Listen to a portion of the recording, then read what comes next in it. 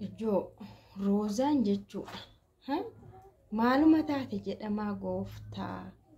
Haadha sabbaa siin qabu jaras arguu siin barbaadu yeroo ittu maal taate qoy haga amma maaliif rakkinni ishii hin himamne qoy kana taate kan jedhamu biyya sanattis galuun barbaadu iddoo sanas jetti. Maal godhamte laata achitti? Isheenoo akka nama fayyaa qabu hin fakkaattu garuu. Ammuma boossi ammuma dhiiste. Waan ta'eef maal oskaadhaan dhibamteetti la kan namni tokko illee hin beekneef jechuudha. Hiriyaan ishii sun illee hin barreeffi. Wayyoo hin kabalte ishii isheenis faana rakkatte dhugaa waaqa aartee kabalte macarrashaa irratti. Siin gashsha maleetti. Baay'ee nama gaddisiisti.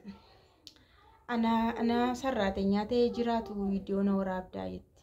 Ana durii ani amma sarraatenyaa ta'ee jiru. Haala kanaanuu viidiyoo na waraabuun keessirrii miti jette. Viidiyichuma irratti itti gammadaan jirtu.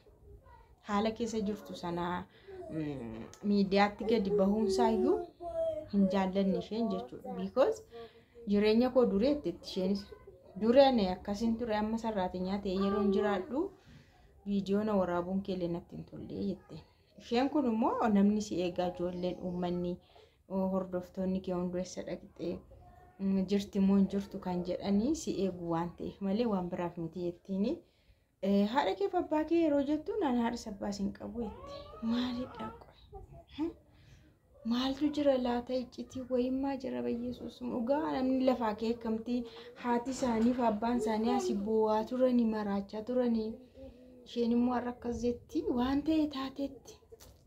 Waan ta'e taatee namatti himattu abdeetti. Bakka waan ta'e garaa ishee keessa jira.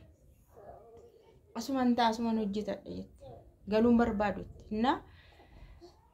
Baay'ee tokko nama gaddisiisa garuu akkamitti akka mucaan kun deemte akka kanaan iddoo sanatti jijjiiramte haala kanaan achi galteeyyuu baay'ee tokko nama gaddisiisti.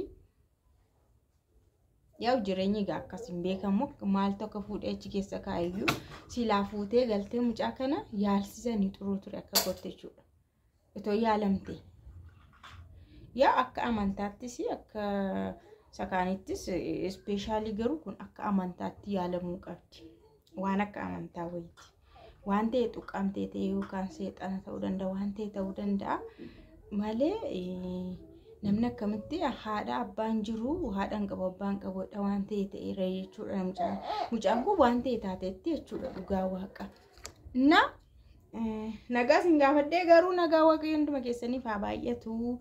Kabajamtoota hordoftoota akkam jirtu. Nagaa keessanii bakka jiraattan bagaa irra geessanii baay'ee tokkoon gaddee dhugaa dubbachuudhaaf. Yaa jiraachuun ishii isa hunda caalu ta'ee amma immoo achi galuu diduu ishii fi abdii kutachuun ishii warra ishii irraa baay'ee nama gaddisiisa. Achi jalatti immoo maalan argisiisanii koomantii wayii jechuudha. In sobdu sinii ijoolleen Oromoon sobduu diraamaa keessanii maal qabatu akka ijoollee Amaaraa waan gaarii dalagdanii jettee barreessite jechuudha tokko. An kan hin jedhu ijoolleen Amaaraa isa kamiin hojjetan hojii gaarii maal hojjetanii beekan kan uummata kanaa burjaajessee waan hin taane barsiisuyyuu warra Amaariffaan hojjetudha. Dhugaa waaqayyoo laaltan wanta hin taane waan wasaka waan bartee hin taane illee fidanii kan haasa'an miidiyaa irratti maalikoo durii jedhanii kan haasa'uyyuu jaradha. Ijoolleen keenya tokko karaadhumattiin nama cabsan dhugaa waaqa nama cabsan barbaadu. Nama rakkatee olii gaddeemee akkanatti boo'u diraamaadha itti jala deemte. Waan gaariin hojjettanii isin ijoolleen Oromoo itti. Afaan Oromoodhaan barreessiti moo qubeedhaan barreessiti. Sana garuu rakkoon qabu amma walii isaayyuu hin beeknu waan ta'eef kan qubee barreessuu kan dhiisuu hin beeknu hunduuma barreessa. Hunduu bareera hunduu barateera maal Oromiyaa keessa jiraatama hundumtuu beeka waan ta'eef rakkoon qabu garuu isa isaanii osoo ijaan arganii ijoolleen Oromoo baay'ee waan akkasii badaayyuu hin dalagan. Waan beekame piraankii hojjetu. Waan beekame yoo diraamaa hojjetanii beekanii garuu kijiba isaaniitiin walii galanii dhufanii baxxarsanii jaartii koo duriiti maalii koo durii ta'anii ajandaa waliin ta'an ajandaas waliin uuman sobanii dhugaa fakkeessanii hojjetanii jechuudha. Dhadhaare barane diraamaan nasheen jettu nama kaadaan jechuudha. Duraan akkamitti akka isheen jiraattu nu argine laayif ishee onlaayinii irratti jechuudha argaa turre. Mucattiin sana fakkaattu mucattiin abaaboo fakkaattu bareedduun sun jechuudha. Har'a maal akkam rakkattee jennaan maaltu sitti ta'ee jennaan jireenya isheetti maaltu mudatee jennaan deemtee kaaffeetti keessummeessituu taate. Kaaffee keessa hojjettuu taate maal taanaan jechuudha.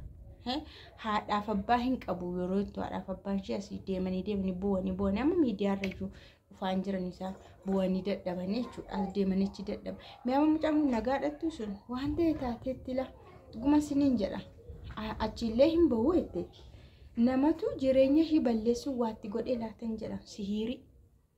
Akka ishiin nagaadhaanis hin jiraanne akka ishiin gammaddee hin jiraanne akka ishiin jireenya ishee irras hin jiraanne namni keenya fayyaa qabaachuu keettuun inaafa qabeenya kee miti dhugaa waaqa. Fayyaa qabaachuu keettu baay'ee tokko inaafa namni keenya qabeenya qabaattee miti bara. Amma ani asuma badheessa oduu odeessullee kan inaafu jira jechuudha. Mucaa qabeessumaan oduu odeessu luka. Birqisee waan guddaa inaafa seetanii namni kan malee kan inaafu jira jechuudha. Na Roozaanii waan ta'etti godhani malee namni nagaadhaan fayyaadhaan an haadhaaf abbaan qabu achittis hin galu hin jedhu asimmoo hin deemu hin jedhu. Iddoo sana hojjechuun bakka hojii isa dhumaati. Hojii dubartiidhaaf hojii isa dhumaati. Dubartiin carraa fixattee kaaffee riistooraantii qacaramtee hojjetti. Garuu oopshinii kan biraa yoo qabaatte iddoo biraa hojjetti. Isheen amma maaltu hamma kanarra abdii ishee kutachiisee maaltu fixachiisee isa dhumaaraan iddoo sanatti ishee gashe. Namatu waatti godhe. Namatu iddoo sana ishee kaa'e.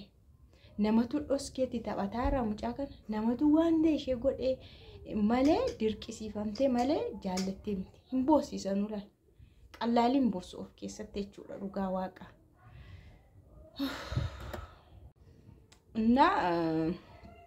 Maalumaafuu mucattii sana yoo karaa seeraas haa ta'u karaa tolaas haa ta'u iddoo sana fuudhanii Roozaa jechuudha.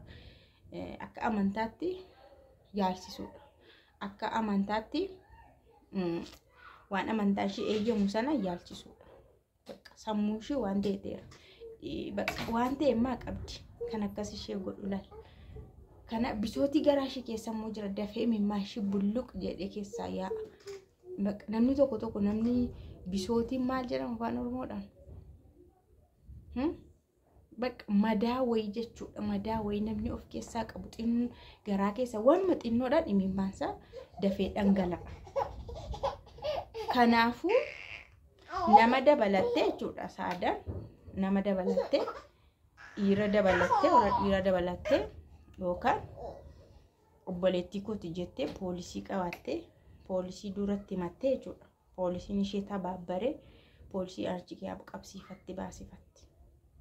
Kana ala isheen hin baatuuf. Achi baanaa furattee manatti galtee bakka hin yaalamtii hin gorsamtii hin deebiti. Maal yuutuubii hamma kana ga'uu qabdi ko zanaa itti jiraachuu hin dandeessu mucaan kun maaltu haqee xarapheessaa ishee walawwalchiise dhugaa dubbachuudhaaf. Damooza isaanii mootuu geessanii uwwatanii iyyitu bara. Damooza isaatiin xarapheessaa walawwalaa oolan hin boosu dhugaa namni yuutuubii ishee 80,000 olidha. Akkamitee ijoolleen keenya asifasiin fuudhanii hojjetachaa isheenis hojjetattee fataa ittiin jiraattu hin jiraatti yoo rakkina ta'ee jedhee. Garuu kun rakkina bichaatu hin taane waatti godhameera sammuu ishee.